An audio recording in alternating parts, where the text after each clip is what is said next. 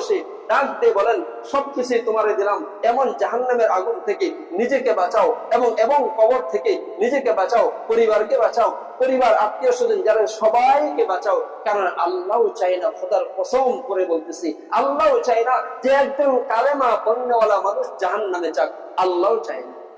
অনেক মায়া মহব্বত করে আপনাকে আমাকে বানিয়েছেন, কিভাবে উনি চাইবে যে আপনাকে আমাকে জাহান্নামে দেওয়ার জন্য?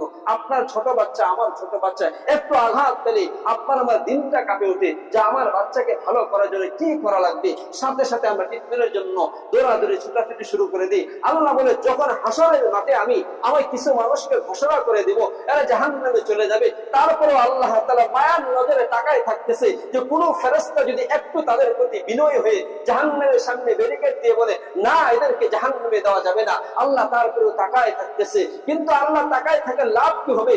আপনি আমি এমন কিছু কাজ করেছি যেটার কোনো আপনি আমি মাধ্যমেই রাখি নাই যে জাহান্নামের আগুন থেকে বাঁচার জন্য। এজন্য ভাই, নিজেকে জাহান্নামের আগুন থেকে বাঁচাতে হবে, পরিবারকেও বাঁচাতে হবে।